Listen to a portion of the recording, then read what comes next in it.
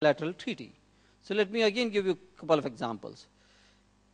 Every 4 years, there's a World Radio Conference organized by International Telecom Union, and right now the one is going on. After those conferences, they come out with new rules and new allocations in terms of which spectrum band should be used for what purposes, etc. So there's a multilateral body where these decisions are taken. And after that, what happens is, whether it's India or some other country, each country does its own revision of the national frequency allocation plan accordingly. Of late, we have been hearing a lot about climate change. So whether it was the Rio in 1991 or whether it was the Copenhagen in 2010 or the Durban in 2011, there have been certain discussions at that stage. There have also been a whole lot of discussions at organizations like World Trade Organization or UN bodies, or for that matter, World Intellectual Property Organization and many others. And when these types of treaties are signed there, the treaties, after getting signatures at that level, they also need to be ratified by the respective members who want to implement it. And after that, there's a certain time frame, there are certain obligations. It could be in terms of either changing certain policies, it could be about making some new legislations within the country and things like that. And this is something which at times is done in terms of compliance or implementation of a bilateral or a multilateral treaty.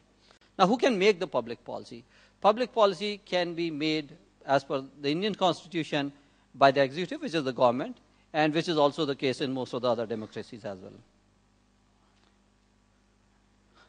Oftentimes, people look at what's the stature of public policy with respect to the Constitution and other legislations that we may have.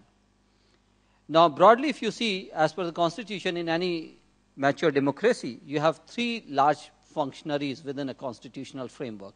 You have executive, you have judiciary, and you have legislature. And of course, there has to be a harmonized balancing of these functions, and there must be an oversight so that none of these organs of the state become too strong. That's the whole philosophy around the democratic setup, having this triumvirate. And if some of you who know a little bit about structural engineering would also recall that an equilateral triangle structure is supposed to be the most strong structure in terms of something which is made up of different components, because you can't move anything unless you move something else also. Okay? And each of these have equal powers. So within this framework, if we look at the accessibility policy, what happens is, Constitution is of course supreme. Policy must be lawful. So no policy can come up which is either ultra vires of the Constitution, or for that matter, it is defying any existing legislation. It is not mandatory, but a policy may have a reference to an existing legislation. It can also refer to a proposed legislation. So for example, the ICT accessibility policy, for example, in the country may have a reference to the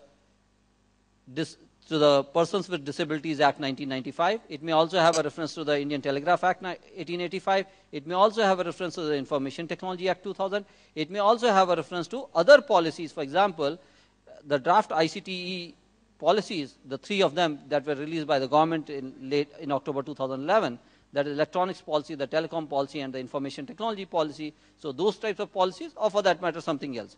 So it can have those types of references, although it is not a mandatory or necessary part of any policy. Then a policy may contain intention about framing new legislation. For example, the government may say that we'll have a new, let's say in 1994 telecom policy. Before that, we didn't have any telecom regulator in the country.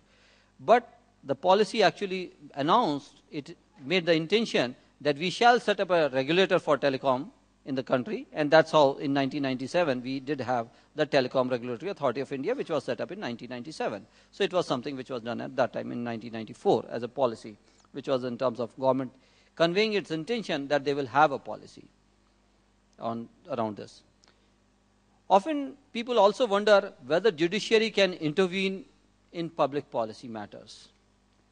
Now, there have been umpteen number of cases, and many of the cases even today might be in the courts, but by and large the courts have held this, including the Supreme Court of India, which is the supreme authority in the country to interpret any legislation in this regard, that the judiciary will not intervene in policy matters.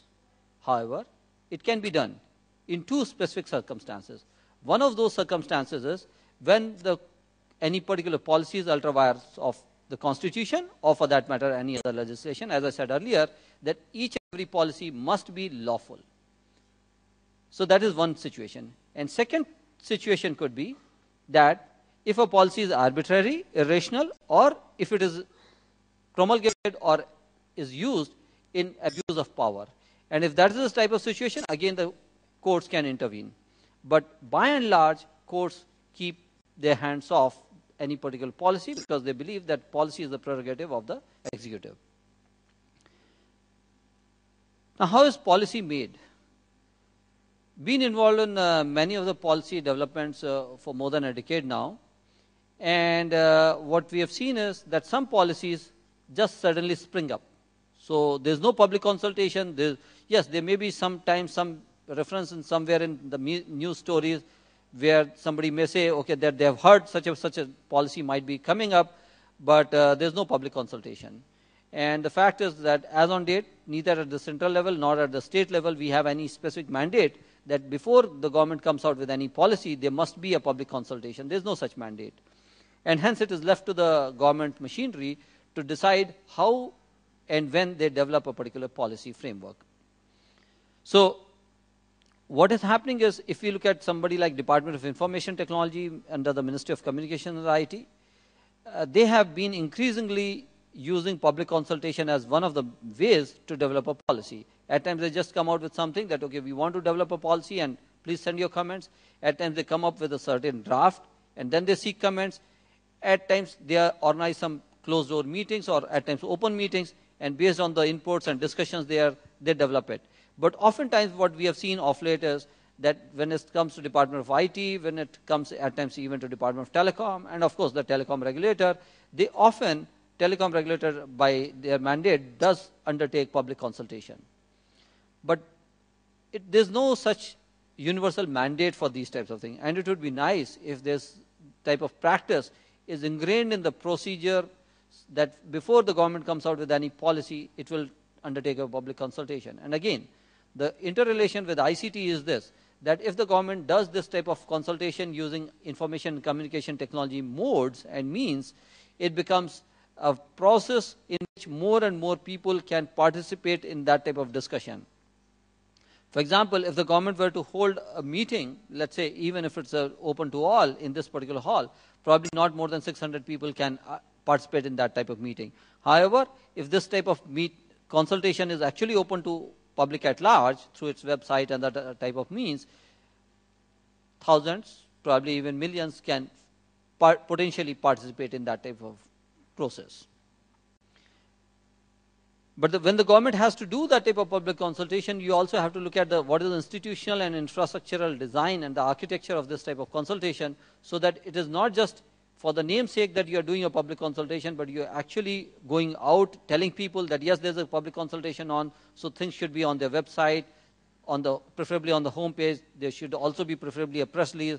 Preferably things should also be available in multiple languages and also in accessible formats, so that, for example, even if there's a person with visual impairment, should be able to read through that type of content using screen reader software.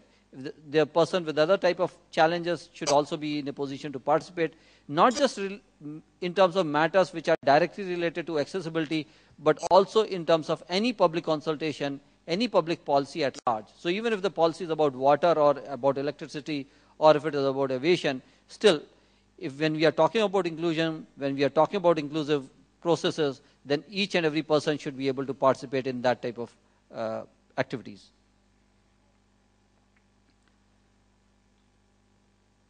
Then the other thing comes, what is the validity of a policy? How does a policy derive its force? Or what is the duration for which it is valid? Things like that. So number one, the policy must be published. What I mean by publication is, yes, it may be that it is just published on its website, but often there must be a policy which is gazetted, so there's an official gazette notification. But as you know, gazette notifications themselves, although they are in the public domain, they are not easily publicly available or accessible. So yes, I can go to Kitab Mahal or in Connaught Place, but how many people know about Kitaban and how many people can go there and get something? And let's say if I go there and look for a notification which is 3 or 4 months old, it may be a challenge to get that. Leave aside something which is many, many years old. So if you can make these types of things more often in terms of having that type of information on a website or something like that, where it has a longevity, there may be also opportunities for people to have translate formats. There can also be opportunities for people to get in accessible formats on these types of things. For example, I'm also realizing that while I am speaking, some of the people in this particular audience who have a hearing challenge are facilitated by our colleague over here, that she is in a position to use the sign language and conveying my messages to people here. Second thing is that the policy must be duly approved by the government. So typically the policy is not that somebody, let's say one particular officer alone can notify. There must be a due process through which the approval is sought. Of course, different type of policies may require approval at different levels, at the central or the state level. It may go up to the ministry, it may go up to the secretary, it may also go for that matter right up to the cabinet of the respective government. Then the policy can be close-ended or open-ended. What I mean is that some policies are time-bound. So, for example, there could be a policy which is valid only for the next 1 year or 2 years or 3 years or 4 years. Or for that matter, a policy could be open-ended. It doesn't have any specific time frame when it is going to be closing. There's another mandate in terms of the legislative process, that every policy, for example, as and when India's ICT accessibility policy gets notified, it shall have to be tabled on both the houses of the parliament. And then, of course, it is up to the parliament. It is their prerogative. If they want, they can discuss it. But no specific approval is required from the legislature. As I said earlier, the policy can be promulgated by the government itself, but it has to be tabled on the house of the parliament. So unlike some of the other things, for example, a whole lot of other circulars and other type of things are issued within the government, they need not be tabled on the house of the parliament. Then we should look at what is the applicability of a policy.